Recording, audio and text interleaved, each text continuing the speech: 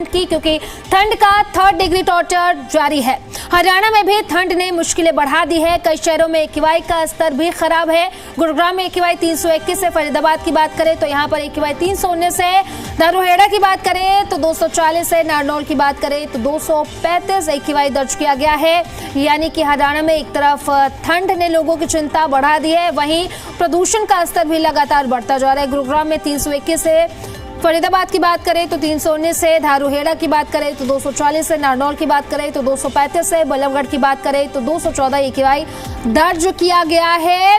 और लगातार कई ऐसे इलाके जहां पर AQI 300 के पार है। चरखी दादरी की बात करें तो 199 है। करनाल की बात करें तो 195 है।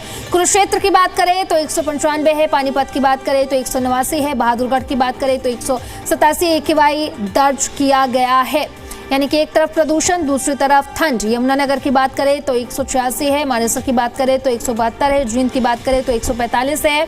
और साथ ही साथ यमुनानगर की बात करें तो 186 है। मानेसर की बात करें तो 172 है। जींद की बात करें तो 145 है। सोनीपत की बात करें तो 127 है। फतेहाबाद की बात करें तो 121 AQI दर्ज किया गया है। यानी कि आज ऐसे इलाके जहां पर AQI 300 के पार, कुछ ऐसे इलाके हैं जहां पर AQI 200 के पार भी दर्ज किया गया है, जिसकी वजह से हरियाणा वासियों की परेशानी बढ़ती जा रही है। खबरों में आगे बढ़ेंगे। हरियाणा में भी ठंड प्रचंड है। शीतलहर ने लोगों की मुश्किलें बढ़ा दी है। साथ ही सुबह के वक्त कोहरे से विजिबिलिटी पर भी असर अब दिखने लगा है। हम आपको 3 तस्वीरें इस वक्त टीवी स्क्रीन पर दिखा रहे हैं। पहली तस्वीर करनाल की है, दूसरी तस्वीर रोहतक की है, तीसरी तस्वीर हम आपको टीवी स्क्रीन पर रेवाड़ी से दिखा रहे हैं। ठंड से आम जनजीवन प्रभावित हुआ है। लोगों का घरों से निकलना भी मुश्किल हो गया है। वहीं मौसम विभाग की बात करें तो मौसम विभाग के मुताबिक अभी ठंड से राहत नहीं मिलने वाली है। 3 दिन और भयंकर ठंड पड़ेगी। तो 3 अलग अलग तस्वीरें हम आपको दिखा रहे हैं। पहली तस्वीर करनाल से, दूसरी रोहतक से और रेवाड़ी से, तीसरी तस्वीर हम आपको दिखा रहे हैं। देखिए विजिबिलिटी बेहद ही कम है, जिसकी वजह से लोगों की परेशानियां बढ़ी हुई है। खासतौर पर जो वाहन चालक हैं उनकी परेशानी सबसे ज्यादा बढ़ी हुई है। ठंड तो है ही, इसी के साथ साथ शीतलहर, मौसम विभाग की तरफ से इसको लेकर के अलर्ट भी जारी किया गया है कि अगले 3 दिनों तक कोई राहत नहीं है। और कोहरे की वजह से बाहर विजिबिलिटी बेहद कम, यानी कि एक तरफ ठंड, शीतलहर, कोहरा और दूसरी तरफ प्रदूषण का असर अब दिखने लगा है। और इसी पर ज्यादा जानकारी के साथ सहयोगी नवीन शर्मा रेवाड़ी से हमारे साथ लाइव कनेक्ट कर रहे हैं। वहीं हमारे साथ राष्ट्र के रोहतक से लाइव कनेक्ट कर रहे हैं। सबसे पहले नवीन, सवाल आपसे कि रेवाड़ी की बात करें तो क्या कुछ हालात है, साथ ही साथ कोहरा भी है, वो भी जरा दिखाइएगा आपके पीछे के दृश्य की क्या कुछ स्थिति है। और इसी के साथ साथ प्रदूषण की बात करें तो रेवाड़ी में प्रदूषण की क्या कुछ स्थिति और मौसम विभाग की तरफ से क्या कुछ अलर्ट जारी किया गया है।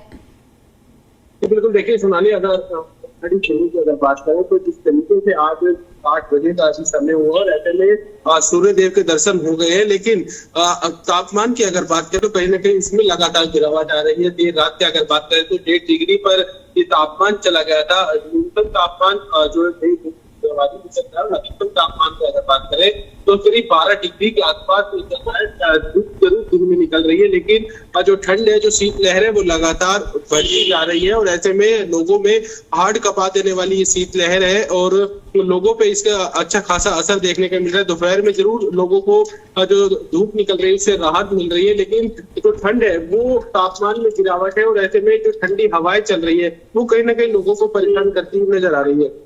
उसके साथ साथ अगर AQI की अगर हम बात कर ले तो ऐसे में रेवाड़ी का खाका जो पूरे देश में दूसरे नंबर पे रहा था और अब कहीं ना कहीं सुधार वाली स्थिति में वो नजर आ रहा है, क्योंकि अभी AQI अगर धारूहेड़ा की बात करें तो 240 से चल रहा है। तो ऐसे में कहीं ना कहीं सुधार वाली स्थिति उसमें नजर आ रही है। मौसम विज्ञान विभाग की जो अगर बात करें तो लगातार जिस तरीके से तापमान की, क्योंकि कल रात्रि में अगर बात करें तो तापमान जो था वो 1.5 डिग्री था। तो ऐसे में जो लगातार जो एडवाइजरी वो जारी की जा रही है और स्वास्थ्य विभाग भी इसको लेकर के जो अलर्ट है वो जारी कर रहे हैं। स्वास्थ्य विभाग की तरफ से भी एडवाइजरी जारी की गई है कि डॉक्टर के बच्चे ठीक है नवीन, लौटेंगे आपके पास। जी, लौटेंगे आपके पास। हमारे साथ राज टाकिया भी बने हुए रोहतक से, उन्हीं का रुख कर लेते हैं। राज, अगर बात करें रोहतक की तो क्या कुछ हालात है प्रदूषण को लेकर के, मौसम विभाग की तरफ से क्या कुछ कहा जा रहा है मौसम को लेकर के, ये भी जरा बताइएगा। जी देखिए, रोहतक की बात कर ली जाए तो रोहतक में जो है शीतलहर का प्रकोप निरंतर जारी है। और आज फिलहाल आज की बात कर ली जाए तो सबसे ज्यादा दिक्कत जो है वाहन चालकों को आ रही है, क्योंकि विजिबिलिटी जो है वो बिल्कुल ना के बराबर है और वाहन चालकों को सबसे ज्यादा दिक्कत आ रही है। ये तो यहाँ पर जो खड़े हैं हम, ये नेशनल हाईवे और नेशनल हाईवे की ये तस्वीरें हैं जब ये कोहरे के चलते सबसे ज्यादा दिक्कतें आ रही है। हादसे होने का सबसे ज्यादा डर इसी हाईवेज पे रहता है, क्योंकि दिक्कतें जो है वो निरंतर बढ़ रही है। खासतौर पर छोटे बच्चों को या बुजुर्गों को सांस लेने में दिक्कतें आ रही है, क्योंकि पोल्यूशन का स्तर भी निरंतर जो है वो बढ़ता ही जा रहा है। और ये ठंड जो है वो काफी लोगों को दिक्कतें सामने आ रही है। जी ठीक है राज, लौटेंगे आपके पास। हमारे साथ नवीन भी बने हुए हैं रेवाड़ी से। नवीन, अगर बात करें रेवाड़ी की तो प्रशासन की तरफ से प्रदूषण को लेकर के क्या कुछ कदम उठाए जा रहे हैं ताकि प्रदूषण को कम किया जा सके?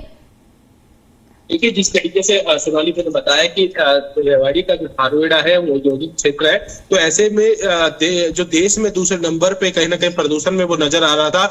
जिला प्रशासन की तरफ से कड़े कदम इसमें उठाए गए थे। जितने भी इंडस्ट्रियल एरिया है उन्हें बंद कराया गया था, जो कंस्ट्रक्शन का काम है उन्हें बंद कराया गया था। साथ साथ जो नगर परिषद है उनकी तरफ से वाहन जो है चलाए गए थे, ताकि जो सड़क पर जो वाहन चल रहे जिनके कारण धूल उड़ रही थी उनको पानी का छिड़काव कराया जा रहा था। जो वृक्ष लगे हुए सड़क के किनारे उन पर भी छिड़काव कराया जाएगा, ताकि किसी भी तरीके से इसमें गिरावट लाई जा सके। और कहीं ना कहीं उनका जो ये प्रयास था वो सफल भी नजर आया और ऐसे में गिरावट जो है कहीं ना कहीं नजर भी आई। Over to you Sonali. ठीक है नवीन, लौटेंगे आपके पास। हमारे साथ राज भी बने हुए हैं। राज, एक बार फिर से जो तस्वीरें हैं वो दिखाएगा, क्योंकि बाहर मैं देख पा रही हूँ आपके पीछे की विजिबिलिटी बेहद ही कम है, लोगों की परेशानियां बढ़ी हुई। प्रशासन की तरफ से क्या कुछ कहा जा रहा है, लोगों के लिए क्या कुछ अपील जारी की गई है, क्योंकि ऐसे में एक्सीडेंट्स का खतरा जो है वो सबसे ज्यादा बढ़ जाता है?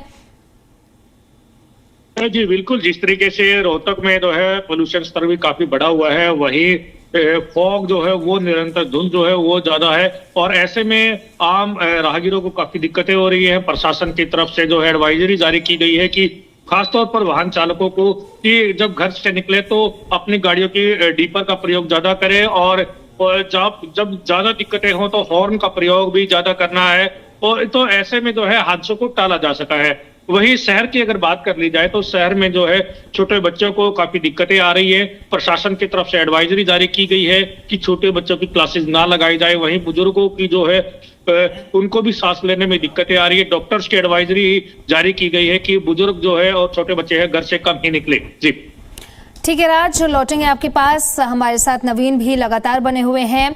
नवीन, अगर बात करें रेवाड़ी की तो प्रदूषण का कारण क्या है, क्योंकि लगातार प्रदूषण का स्तर बढ़ता जा रहा है। जिस तरीके से दिवाली के बाद हम देख रहे हैं कि AQI का स्तर जो है बढ़ता जा रहा है। कई ऐसे इलाके हरियाणा में जहां पर AQI जो है वो 300 के पार है।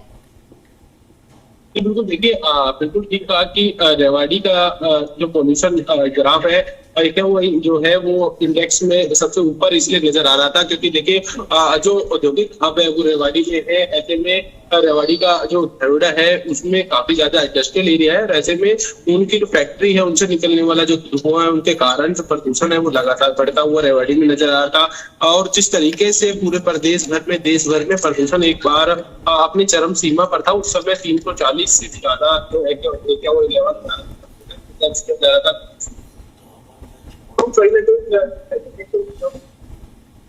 ठीक है नवीन, ठीक है, लौटेंगे आपके पास। बहुत बहुत शुक्रिया आप दोनों का फिलहाल तमाम जानकारी के लिए। और लगातार जिस तरीके से देखा जा रहा है कि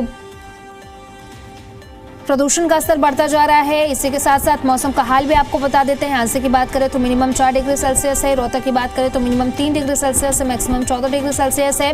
चंडीगढ़ की बात करें तो मिनिमम 6 डिग्री सेल्सियस है, मैक्सिमम 14 डिग्री सेल्सियस यहाँ पर दर्ज किया गया है।